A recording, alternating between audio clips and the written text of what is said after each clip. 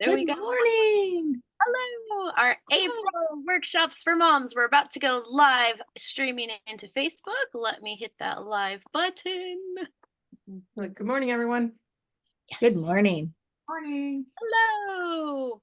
So we've got our 1 hour women's circle following this event. So stay tuned, come back for that part, and let us enjoy our parenting panel. And we've got our moderator, Michelle DeKaiser, in the house of Connecting Mamas and Mama Genius Hub. So she is going to be sharing with us about kid entrepreneurs. Hello, moms and anyone caring for or working with children and teens. This is our monthly panel hosted by Workshop for Moms. Once a month, we bring you speakers and experts covering one topic of interest to our community and in the roundtable format, so to speak. We're all here supporting the important work you do to raise your kids. I'm Michelle, your moderator for today's show. Our topic today is the ABCs of raising kidpreneurs. We're going to go deep into the entrepreneur world as we are all entrepreneurs as well. Before we get started, though, I want to invite all of you to stay for our monthly Women's Circle, which I'll be hosting immediately following this panel. It's our hour of calm to focus on you as we women join together around the world doing similar work and healing the planet. It is our perfect self-care moment, which is what we're all about here at Workshop for Moms. Helpful mom tips combined with mom self-care. Now I'm happy to have our 5 women on our panel. They're able to share their challenges, insights, and the best tips with you. I'll introduce you. Please say hi so our listeners can identify your voice.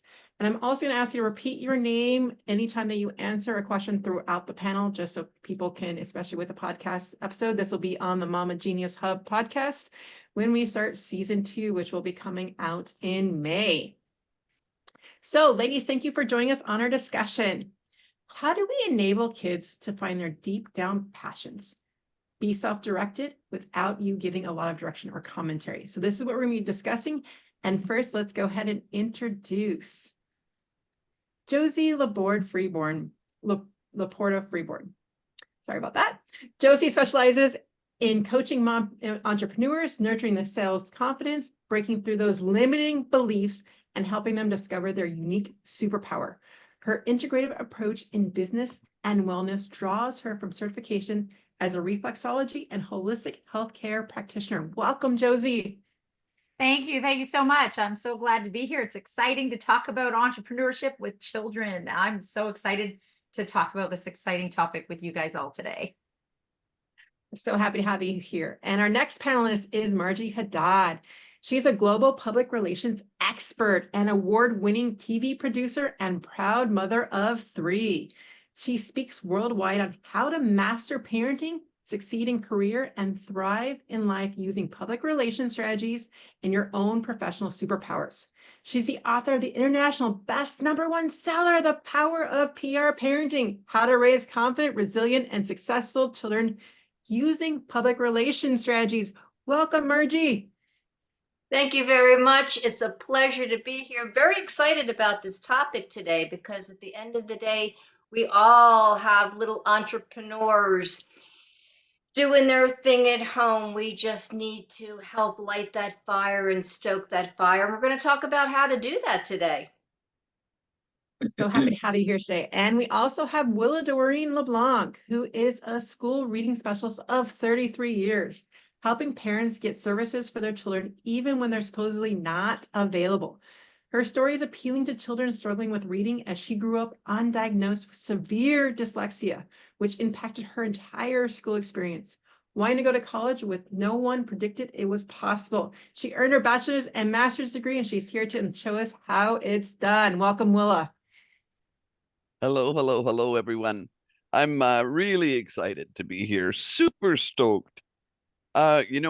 Michelle, I was adding it up the other day, 34 years in private practice. And then if I tack on my public school system and my medical, it's over 50 years. I think that's why I'm sick this last week, is I'm feeling old.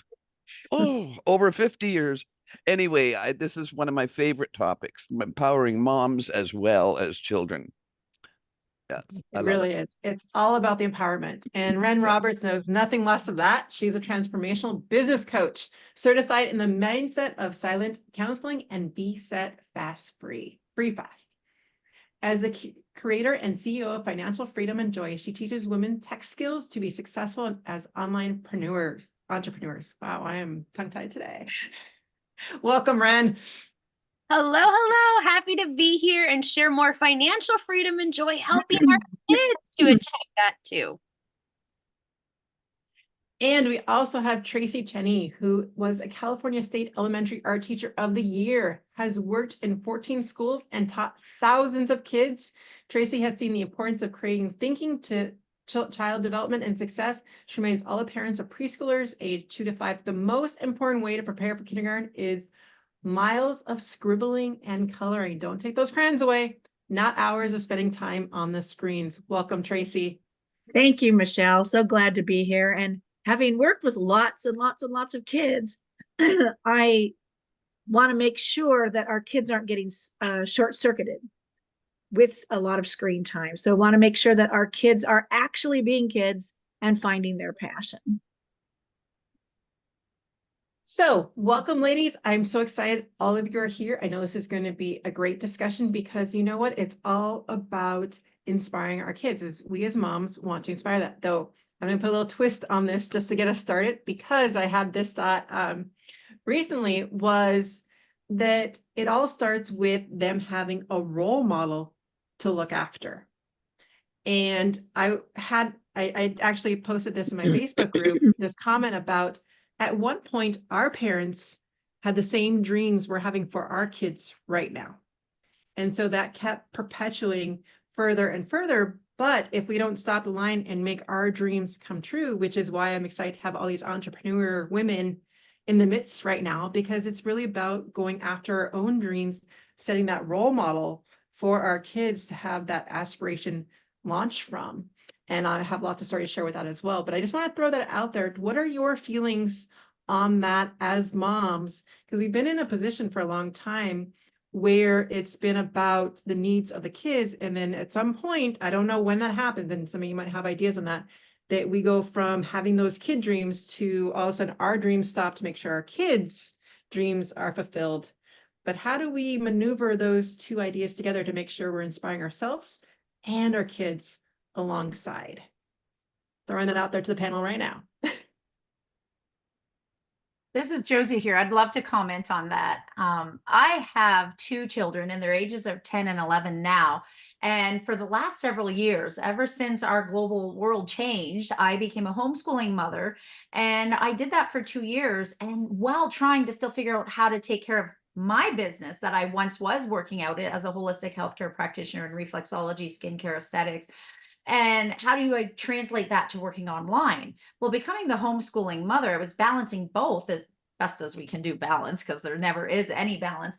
But my children were able to witness that struggle, if you will, for lack of better words. But they were able to become more resilient because they saw that mom wasn't perfect.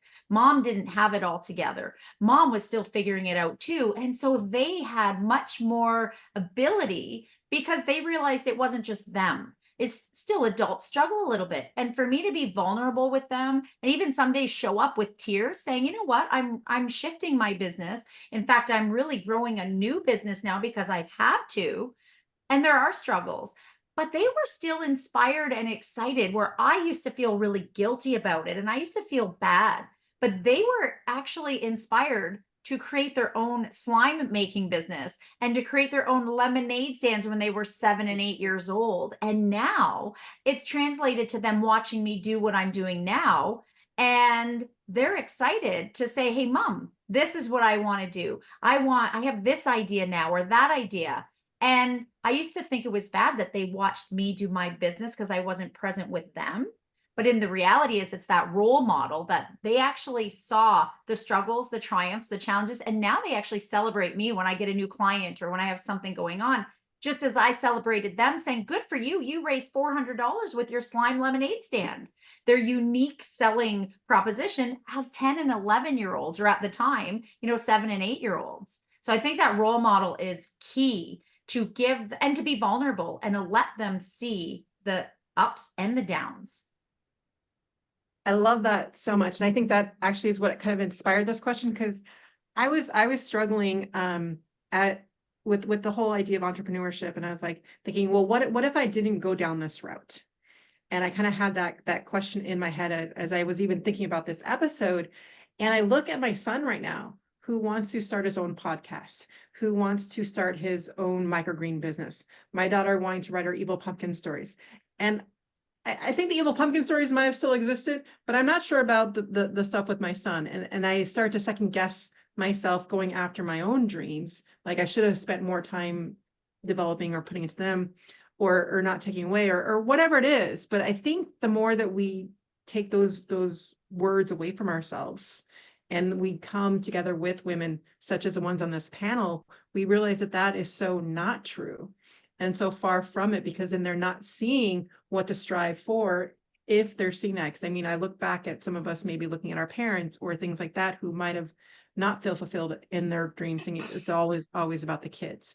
And so really I wanted this episode to be guided that it's really about the joint, how do we merge that together, because it's really about our dreams and their dreams merging and supporting each other as a family unit, not as this independent idea, is where this is coming from. If I may interject, because I think that everyone has said such very important things. This is Marjie speaking for anyone who's listening. So I've been in public relations for 30 years, and before that, I had another career as a journalist. And one of the important key skills to, I think, anything in terms of entrepreneurialism is really good telephone skills and really good writing skills. It's a common denominator for just about every profession out there. So like Josie was saying, and Michelle confirmed, role modeling, leading by example is very key to show how. So even something as simple as calling the pizza place to order the pizza, or calling whoever it is, whatever service person, something like that your kids can help with. My little one, I have 3 children. They're all grown, 27, 24, and 19. And my youngest has been, she's been appointed the person who always calls, for the pizza on pizza night. So she's the one who doesn't have any issue calling anybody if we need any kind of help. And they've all been practicing their writing skills since they were in 1st grade. You may have heard me tell this story before, but in 1st grade, you start to lose your teeth. It's also the year in 1st grade where you learn sentence construction. So at our house, we made this into a fun ritual ceremony of writing a request letter to the tooth fairy.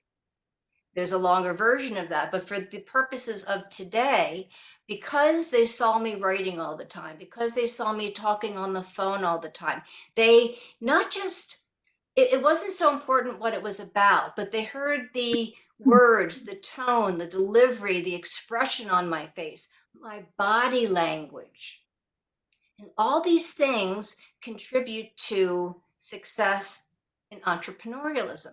So whatever their interest was, and this is part 2 of this comment, they knew that they could say, Mom, I have an interest in this. Can I give it a try? And generally speaking, the answer was yes. So then they would give it a try and they would take it as far as they could go. I stood out of the way, let them do their own thing, because they had enough of a demonstration at home to take the ball and run with it. And if they succeeded, fantastic. If they had a limited amount of success, great too. If they totally tanked, hey, great learning experience to either try again or redirect to something else that might also attract their interest.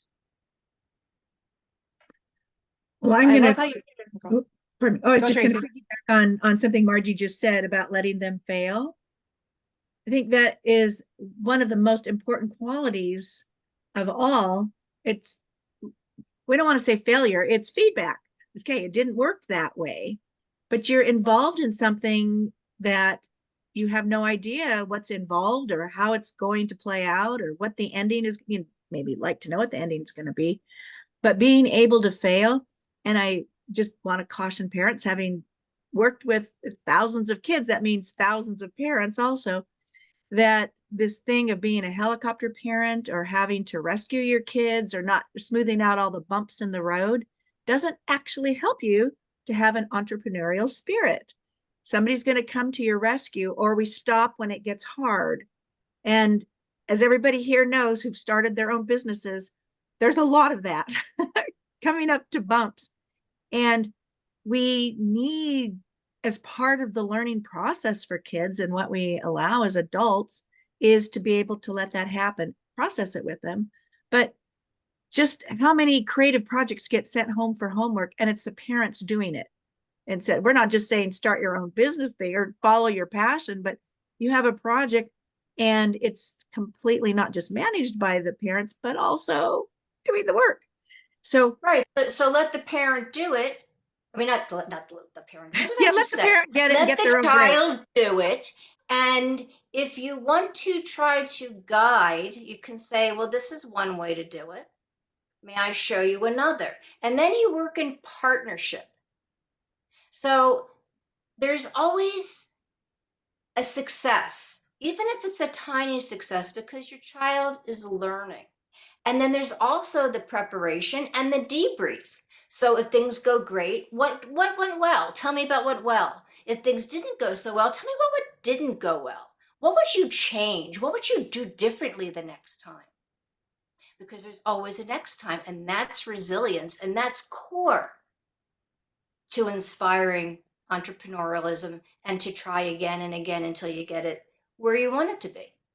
I'm not going to call it right. I'm going to say how you see your vision. I want to jump around to each panelist and ask this question. How do you define? No, we froze. How do we define what? No. The question. Did I lose you? I lost you guys, right? Okay. So my question that I was telling to myself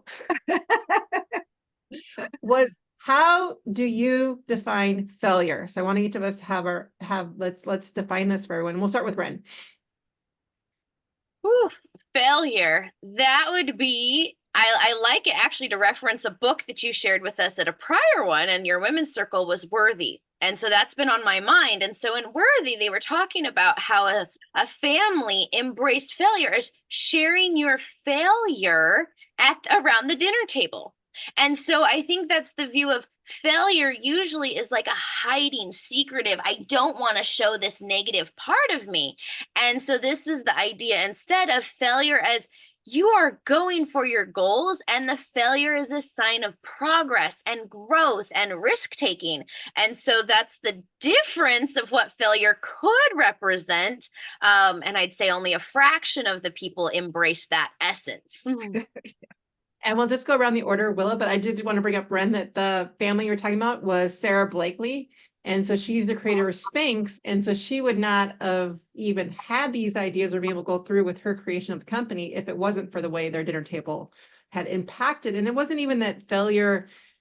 I don't want to give my definition. We'll get to mine last. We'll start with Willa.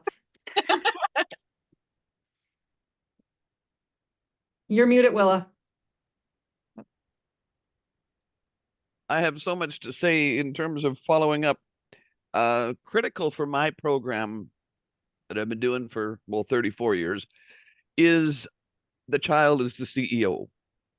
So when you ask a child, do they want to be the boss of this program? I've never, ever had a child say no. Now, the essence of making them the CEO, I have to, of course, have a talk with helicopter moms prior to this, but the essence of that is by being CEO, Marjie, you'll agree with me on this, dear. By being CEO, there's a certain accountability.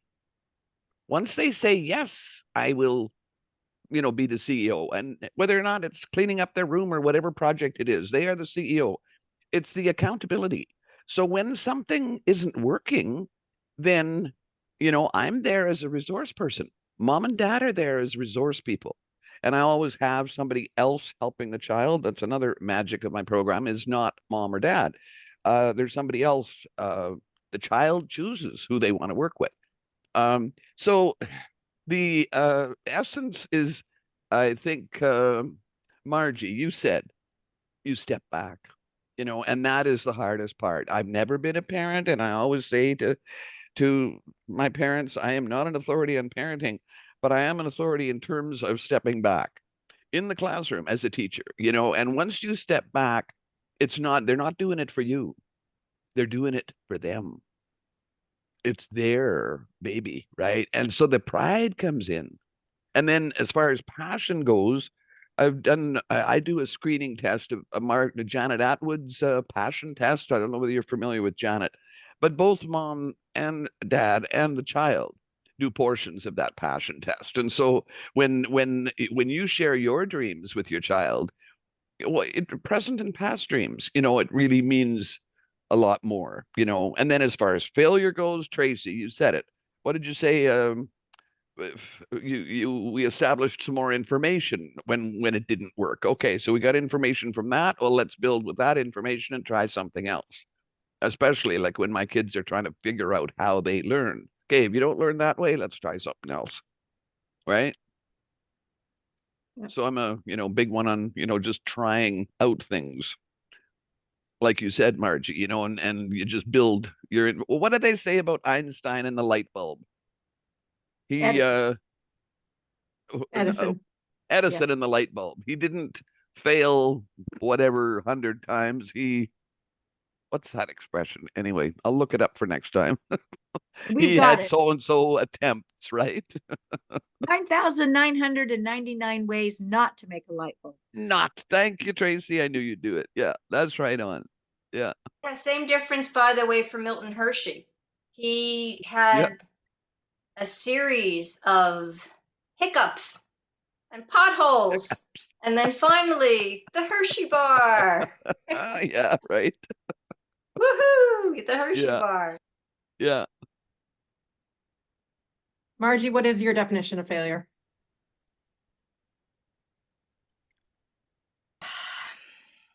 All right, true failure.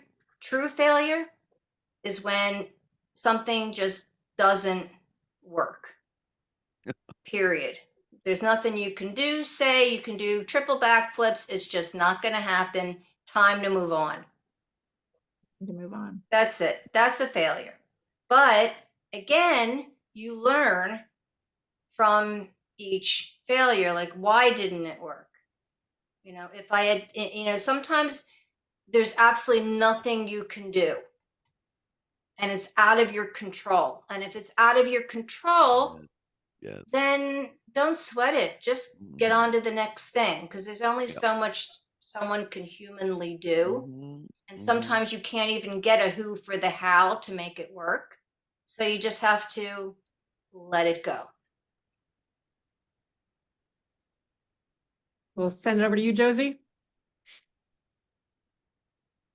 Yeah, so the word, that 4-letter F word, F-A-I-L, yes, it's real, but I also tell my kids it really doesn't exist, because that is an opportunity. We look at failure as an opportunity for growth, an opportunity to put on our critical thinking hats, an opportunity to try to find another solution for what we're trying to do. And in reality, if there really isn't a solution, then we've learned something. So it's actually been an opportunity for learning as well. And I always like to say the F-A-I-L, find another idea lovingly. I say that to my kids. I'm like, fail is part of life. Failure is a part of life, and it's actually something that we can embrace. I mean, that's part of what I teach too, overcoming these limiting beliefs of our mind. And by looking at failure as an opportunity and a positive thing, doesn't mean we have to be sad and live in that. I mean, we can be sad, but we don't have to live in that sadness. We can be frustrated.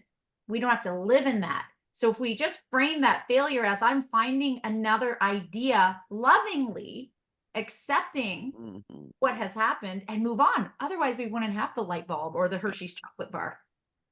Yep. And Tracy? Well, I guess I alluded to it. It's data. Yeah. And it tells us, okay, this didn't work. but that's also giving us an opportunity to embrace another skill, which is problem solving. Rather than everybody's talked here, sometimes you just have to let it go. But the whole thing is we are problem solving. And that's the skill that, okay, look at it another way, try it a different way, or drop it, whatever it is. But we got there, we got to that point and could make our decision from there rather than we didn't try. Another part of failure, I think sometimes, because I see it a lot in children, is perfectionism. So I had a really set way and it didn't work and it failed. And I'm sitting here doing nothing because I'm so stuck on perfection. It had to be this way. So as parents, trying to back up why your child is feeling that way, the thing didn't turn out right, it's horrible, it's ugly, rather than, we take on that emotion into ourselves, rather than saying, looking at the work or looking at the project or the little business, whatever, and saying, that's on that. We're going to look at that piece and what didn't work, rather than I take on all this emotional baggage and that impacts me. And especially with girls, I will tell you, and on into adulthood, how that impacts them inside. That I had a failure, I couldn't fit, I'm not good. And Ren, you mentioned the book that Michelle had at the Women's Circle, Worthy. It is so wrapped up in this. So we really need to look at failure and teach our kids a different way of looking at it, and our girls, so they don't internalize that and then don't try things the next time. I love that so much. May I add an extra point on that, and then I'll let you go, Michelle? My kids watched my hiccups, and because of that, they knew what direction not to go, so that they could choose a direction that actually worked. Quick example, cooking skills. Not my department. Totally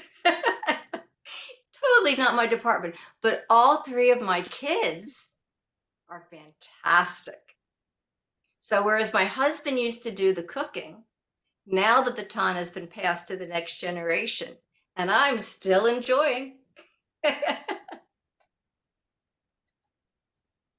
Well, what I was going to say was, I feel when I was talking to my kids, the only part that makes a failure is if you don't figure out what you can learn from it.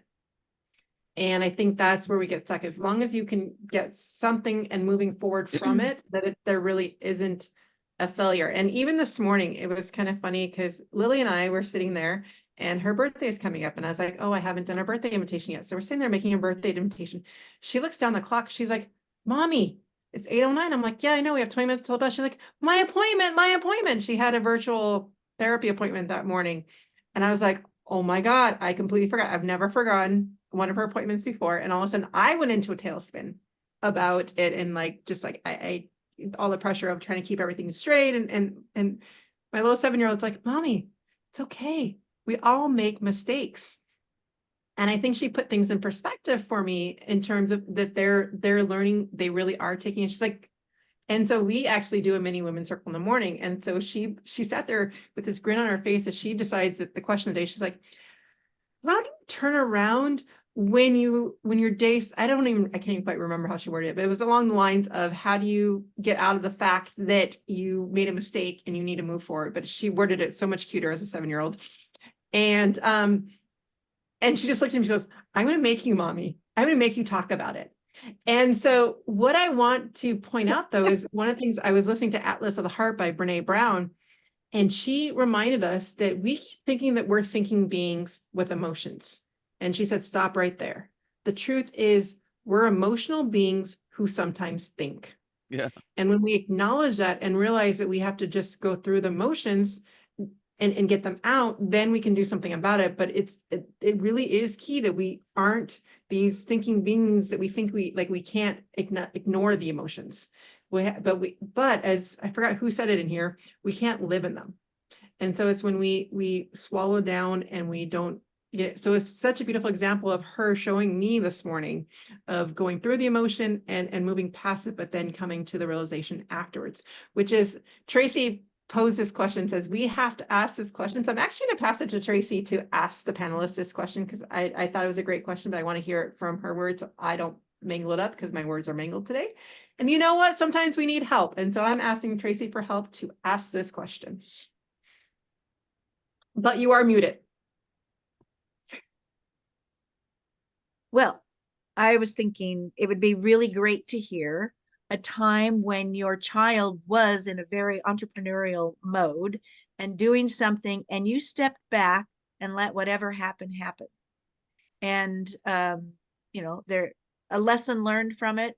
But just I think there's just so much joy when we see, the kids taking initiative to do something that's internal rather than it coming from the adults. It's not our goal. It's not our commentary. And can we step back and not say things and offer a whole lot of suggestions and make it our project, but keeping it in the kids' hands? So that was the question. Ooh, can I jump in on this one? This is Oh, you just, can. it got tingles down my spine when you asked that question. I was like, oh my gosh, yes, because I'm more of the parent who will step back. Although I want to have the fun with the kids when they're doing everything. So I kind of want to be in there. But my husband, and I'm going to give you the premise of what happened. My husband is not in this sense. I mentioned earlier about my kids' slime making adventure. They really love slime. They learned how to make slime. They bought slime. They went to the point of using their own money to buy slime from 4 different suppliers so that they can feel it, smell it, see how it's packaged, how it comes, what it comes with, before we actually made a whole load of slime. And when I say we, I'll tell you what I mean about that in a minute, because I bought the packaging for them, right? I have the Amazon account. So that was my role, buying the packaging for them, but they made the list of what they needed, their supplies. In the activity of creating their perfected slime, they had some friends come over and they created their own production line. And I was like, okay, dining room tables all covered. So we have glue, we have some little things that they're going to put in their slime. They made textured slime, they made aromatherapy slime, they made all these different kinds of slimes. And then they had food coloring. Now, my kids knew because of their testing, they were scientific family too. You got to try it first, right? So they did all the different testings and they found that they needed only like maybe 1 drop of this gel coloring that we bought, but they forgot to tell their friends that. And so when they were making the slime, and I even said, make small batches, it comes out better. Like they knew that. So my kids and I had that discussion. But when their friends came in, I stepped back and I said, you know how to do this. You direct your friends. I admit I wanted to come and say, no, don't do that. Or, oh, remember, only do that. But I stepped back. My husband's on the other side in the kitchen going, okay, make sure you do this, make sure you do that. And he's a teacher. And I says, no, sweetheart, this is theirs. You need to step back. He goes, but it's going to be a mess and it's going to fall on the floor. And I said, honey, learning is messy. You're a teacher and I understand you have a classroom, you're a music teacher, you have, certain, but I work with a lot of little people and learning is messy. And the best part of messy learning is cleaning up your mess afterwards. So we have to let them experience the whole thing. And then to know when your production line went wrong or when your employees maybe they used too much product. So now it's costing in the margin. So we turned it into a financial literacy activity as well, because in the end of it, we looked at how much everything costs. We looked at the waste, right? By having people who weren't really slime perfections helping you, we had a lot of waste. And in the end of it, my husband said, thank you for holding me back, because I just saw what I could help them not do, like not make a mess or do better. I said, but how are they going to learn if we do it for them? And let them come to us saying, Mom, that didn't work out very well. What do you think I could do better? Or better yet, Mom, that didn't work out really good. So next time, I think I'm going to try this. So the whole journey was, when I call it from mess to miracle. It was a miracle. We got all the slime made, packaged up, sold, and they made $400 and donated it to our local humane society. And then they added value added. They gave away books. It grew. It started from slime and it grew. Let's sell lemonade with it. Let's give away books.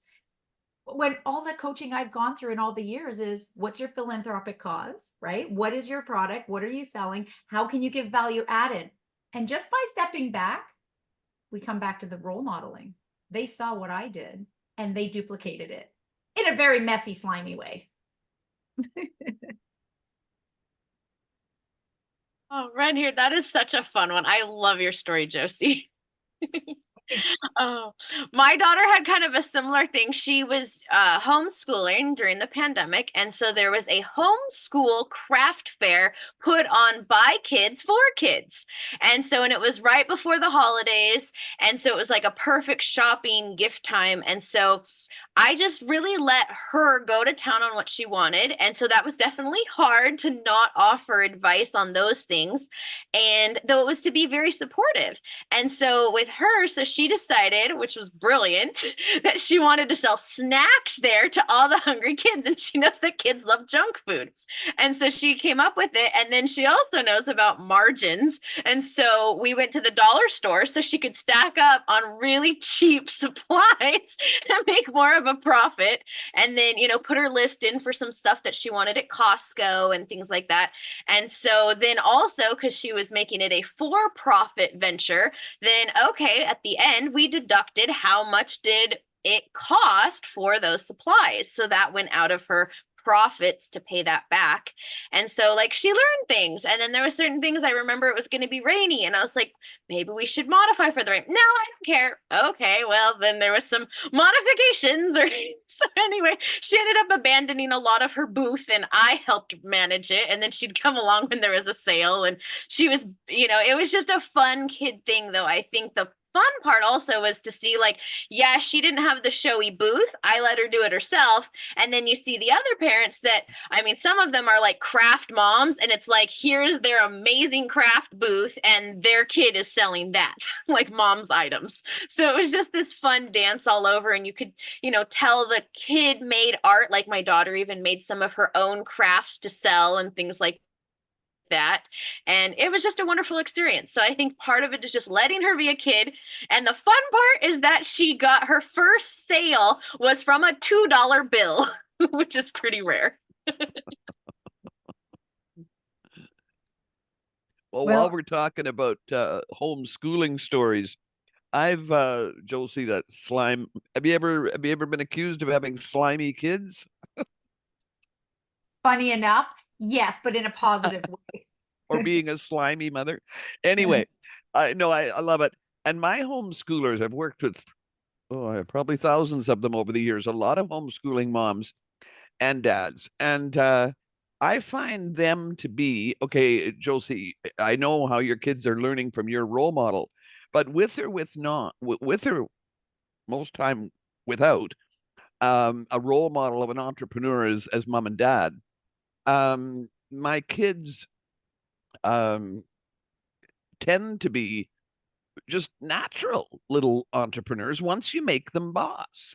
And my homeschooling parents seem to realize that. Like I don't find the helicopter mom mentality as much in my homeschooling parents because like my kids have trained me. They've had just about 50 years to train me. They've trained me well, all the kids I've seen. My parents have trained me well.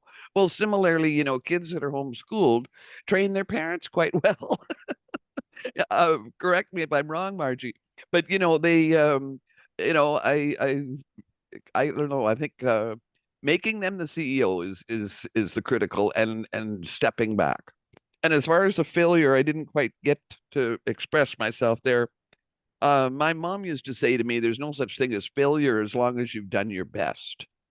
And I carried that all the way through my coaching. You name it, I've coached it when I was in the system. My volleyball team, my floor hockey team. Never mind what's on the board. Now, never mind what's on the scoreboard at the end of the game. If you have all done your best as a team, we're winners. You're always a winner if you're doing your best. But as you say, Margie and Tracy both alluded to it, you have to finally say, okay, this didn't work. Let's use that information to go this way. And that's where, then they refer to me or they refer to mom. The child refers to us as resource people, right? But yeah, I love my homeschoolers. Well, I'll tell a little story on grandkids. We were traveling around the Western United States in an RV, and at campgrounds. And what do they want all the time is snacks, snacks, snacks, even though we buy them. But every park, they want to go to the gift shop and buy stuff, but food. And I said, you've had your allotment, they've spent their allowance. What else can you do? So we're in a campground at Zion or Bryce, one of those in Utah. And they are fourth grade and first grade pondering how they're going to get money. And they decided they could set up in the campground, they could set up a used toy market. So they went through all the junk that we brought along that they didn't need to play with anymore and set all that up. And as every camper would roll in, they had their table set right there so they could see them and wave. And my grandson was an extremely friendly child. So then he would go pedaling from campsite to campsite. Do you want a Spider-Man? I mean, and we're talking retired people. And the retired people would be very nice about things. So they'd whipped out the Barbies, all this funny stuff that they were selling. And I think they may have started making stuff too. And then they'd catch you at the end as you were going out of the loop the next day. They'd make sure that they were all set up there to, maybe you would stop your camper and buy from these pitiful, dirty little children. Anyway, they did make money. And as soon as we were at Yellowstone in the gift shop, spent it all, but it was theirs and you couldn't. And part of it was, if you earn it, it's not to have commentary on what they could spend it on. That was going to be choice. And if they blew it, because that's part of financial literacy, if they blew it, then now they had sold all their toys. So they were going to have to come up with something else. But anyway, that camping toy market was, to me, just one of the most hilarious things. But around the group here, did we all get our start selling Girl Scout cookies? I know I did. No? And yep. And in those days we went door to door, and my first thing was 105 boxes of Girl Scout cookies at 50 cents a piece. So now the parents sell them, right? The kid who wins the prizes, their dad took it to work and sold it to all of his coworkers. But back in those days, you had to do it yourself. And I love seeing that. I've got my Girl Scout mints sitting on the counter that we haven't finished up yet, but that is the start for many girls, that you can do this. And sales is a very hard part. It still is for me. But anyway. I've got to admit that I hate it selling Girl Scout cookies. And I also went to Catholic school where we had to sell candy bars. And I hated being that person in front of the store selling candy bars so much that when my kids came up, and at first it was Girl Scout cookies for Bella. No, actually it was popcorn for Liam with Boy Scouts. He took to it like, I don't know. He is just like a master salesman, and he got some of the older scouts to help him or something. And at first grade, he was out selling $1,200 worth of popcorn by himself in front of pick and saves. Like, we didn't, like, Bill would just stand there and make him do it. And so he inspired the girls that last year, 3 of them selling together sold $7,000 worth of popcorn by themselves, just in front of pick and saves. They didn't even really ask relatives or family or anyone, just time slots set aside at pick and save. And I'm inspired by them because I still don't like that cold salesy call. I love talking to people about what I want to sell, but not that type of thing, but they're so inspired by it. So my story with my son, though, is that there was a kids actually entrepreneur VIP package that I had bought 2 summers ago. So I just had different videos on it. And I had this big idea in my head that after school, because he gets home an hour before the girls from middle school, that we'd spend that time doing whatever he wanted. And at first it was this book on memorization from Tony, can't think of his name right now, but we were doing this book and it was just so difficult for me to even understand that, like, I had to comprehend it, then explain it to him. And I was just kind of getting, I'm like, are you done yet? And we keep doing it like day after day. And finally he said, okay, well, let's check out the VIP videos from there. He finds one video on how to do microgreens and how to make it into a business from this. He just watched the one video, 45-minute video. Next thing you know, he's getting books from the library. He's wanting to grow things in his room. And so off and on for the last 2 years now, we keep buying him growing things. And so he goes off and on with whether he wants to grow or not. But 2 Easters ago, during the Easter egg hunt, we do a neighborhood one. He actually, I didn't even know he was doing this. He brought samples of his sprouts to all the moms of the neighborhood so he could sell them that summer. So he got 2 customers from that, and he was selling sprouts through last summer to them. But I didn't even realize he was bringing these samples to the egg hunt, and he was just giving them out. And he had one mom at the last egg hunt going, "Is Liam still doing sprouts? Because I never got to do it last summer, but I really want to. I love those." And so he's already got a future customer for this summer. And so it's amazing what they do when they put their mind to it. And the same thing, like I said, goes from with the podcasting is he sees me doing it. He didn't want to do it. I'm like, that's fine. I ended up doing my first podcasting workshop, and I didn't have very many people coming to it. So he decided he wants to join the workshop.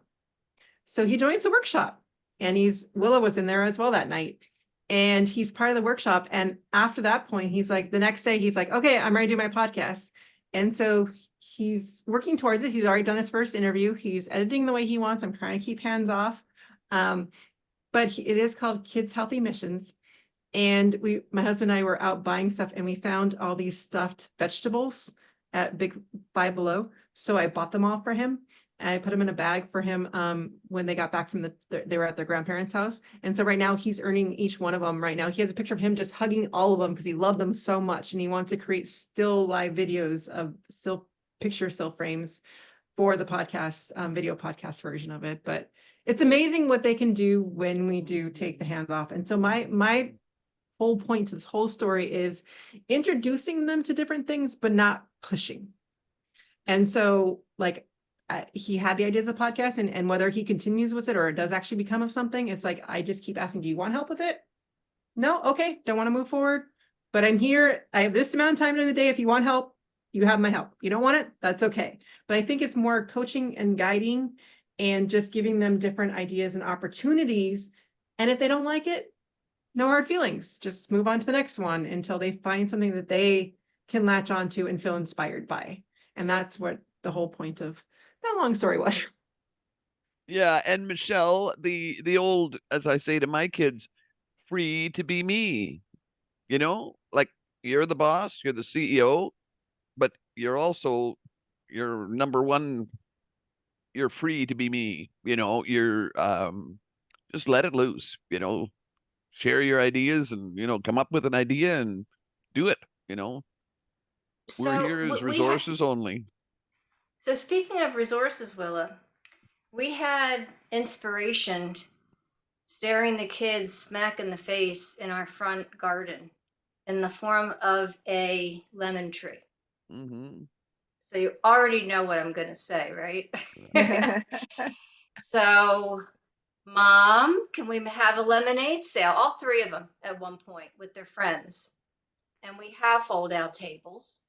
So I would help them put the fold out table on the street.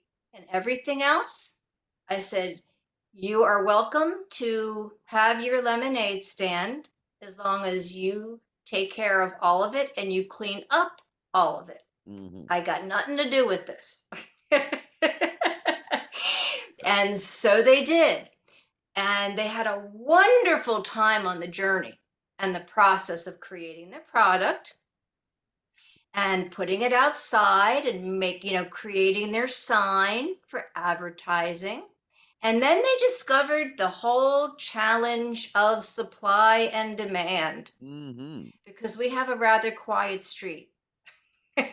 So, well, as all of you were making money to donate, they were discovering that, well, you can have a fantastic product, but if you don't have buyers, then you're going to eat that product.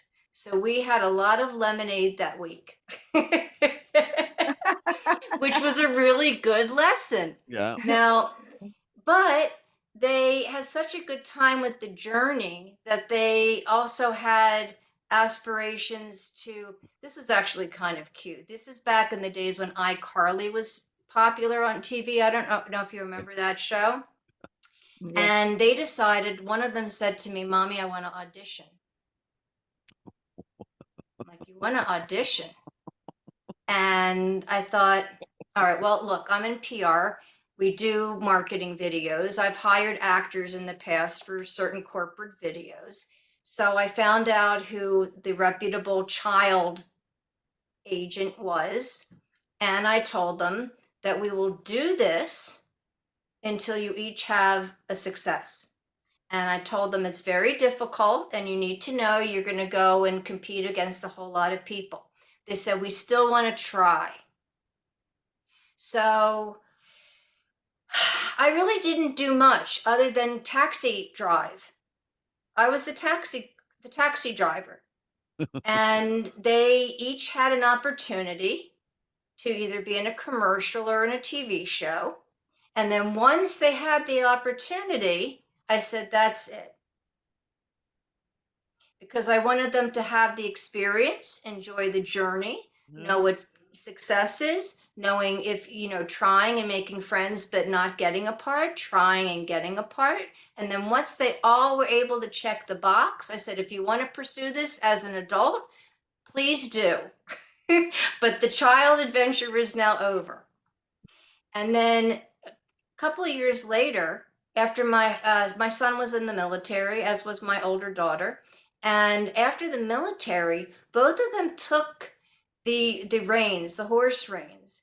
And as an example, my son decided that he likes to write music. And he wanted to cut a record. And so he did. And there were a lot of naysayers along his journey. And he said, I don't care if I don't have support. This is something that he wanted to do. I stayed out of the way. I said, do your thing, whatever you think. If you need me for anything in terms of negotiation, if you want me to look at a contract, if you want my opinion on any part of this process, just let me know. But aside from that, I stayed out of it. And long story short, he wrote, he sang, he wrote the lyrics, he wrote the music, he sang, and it was studio produced. And eventually it went on to YouTube and did very nicely.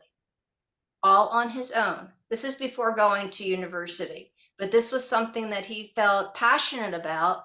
And what I loved about it was that he was pursuing a dream. Entrepreneurial or otherwise, he was pursuing a dream. And I was sure as heck not going to get in the way of that dream, no matter what happened. What an amazing journey. What an amazing experience. And all because he believed in himself enough to try no matter what. And that I thought was really, really cool. Yeah. And my older daughter, she decided that she wanted to go to medical school. I had nothing to do with any of the process. She figured it out all on her own. And again, it was a very long journey, but she got into one of the top schools in the world. And by the way, she's now finishing up her second year. So that all worked out well too. But her entire journey was created by herself. So entrepreneurialism can take all sorts of forms. I think the idea is that our children have a vision and that they have the confidence to pursue that vision, no matter what the hiccups, no matter what the detours, no matter what the challenges are, that they believe in themselves enough and have the resilience to go the distance. And those are skills. Yeah, they're life skills. So we are running out of time. So I just want to go around and have everyone give their final takeaways to the audience on anything that they feel could entrepreneurial, anything that stands out to them. Just give your quick final takeaway or tip, or however you want to do it, call to action for each mom out there listening. We'll start with you, Josie, and just go around. My tip is to embrace the opportunity and not be scared of that entrepreneurial desire in your child. Because as a parent, oftentimes we look at that. How can I do it for them? Oh my gosh, it's going to be work for me now. My kid wants to do that. What do I have to do? And the reality is we need to allow our children to experience failure, as we spoke earlier about, and success, and the journey doing it. And so my advice is to embrace the opportunity that your child does want to try something. Encourage them maybe to do something that they're maybe more interested in, or if it's something that's brand new to them, help them do some research for it, but don't run away from it, and don't tell them no, and don't feel like you have that responsibility, because you don't. Encourage them and step back and watch what they're capable of, because these children surprise us all with their abilities. Can I go next, Michelle? Because I have to run. I don't even have anything to say other than Josie, dear, what was your little lingo for failure? Finding what? Alternative, what was it? Oh, find another idea lovingly. Thank you. Okay, I love you all. I have to run to a client. I love you all. It's been great. Thank you. Nice to see you, Willa.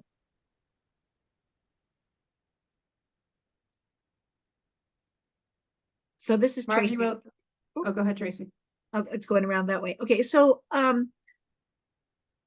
this comes from the teacher in me, not the parent and grandparent, but we cannot, I cannot emphasize enough how all this screen time is sucking our kids' spirit. I want to say that. You know, kids are naturally very interested in many things. And the problem with being with all this screen time in their free time is, are they even getting to think and be themselves? And maybe they see something that somebody's doing on TikTok and be an influencer and want to do that. But is that their own thinking? Is that within themselves what they want to be developing and trying and doing? So we need to make sure that our kids are having some think time and some daydream time, and they're going to try lots of things. And it, not to feel like as a parent, my kid's going from one thing to the next, because partly that is how screens are educating them in little teeny bits. So to have this kind of experience that we've been discussing takes time, and kids need time. And that means time to be themselves and go out and play. Isn't that how we grew up? Going out and playing. And that's what, to me, is a critical missing piece with a lot of children, very small children.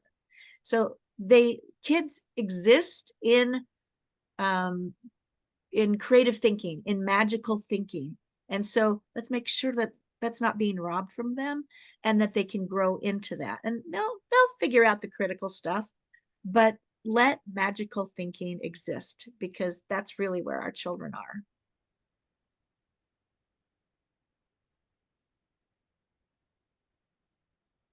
My final point is inspire and encourage the dreamer in your child.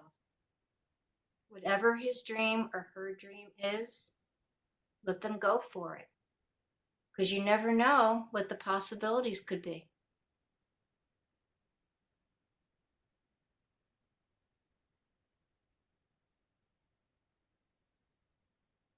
And my final takeaway, this is Ren Roberts, is I like the idea of when we ask our children, especially little guys, what do you want to be when you grow up? Usually people are looking for a job description, and that's not truly a beingness. And so it's looking at these qualities that we're raising. And so, like, as my daughter loves makeup, or she got her Red Cross babysitter training. And so those little things are looking at, and I'm like, so you are now a business owner with your babysitting degree, rather than I'm looking for a job babysitting. And so it's just that mentality switch, same actions, same principles.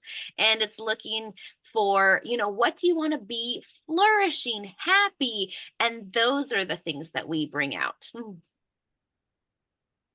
I want to circle back and thank you everyone for joining the panel today. And I just want to circle back to how we started this conversation with being the role model for your child, and really finding that way to merge the dreams together, and I not necessarily living vicariously through our kids, but merging our different dreams and supporting each other in making those dreams reality. Because you, mom, have a genius inside of you that needs to come out, and your child has a genius inside of you to come out. So we want to marry that together, support it, and bring the genius out in each other, inspire each other. Just as my daughter inspired me to realize mistakes are okay, mom. You made it today. We have to keep that message going on and reminding each other, because we are emotional beings. And we need to work through the emotions, not suppress them. And so the more that we do that, the more that we're able to do that together. And it's all about just creating that supportive environment where we're experiencing our dreams together. And I think that's what it's all about. Thank you for joining me today on the Mama Genius Hub. And by the time this airs, it will be Mama Genius Festival coming May 13th. And I look forward to having you all join us in the Facebook group for that. I'll see you in the next episode. Bye, everyone.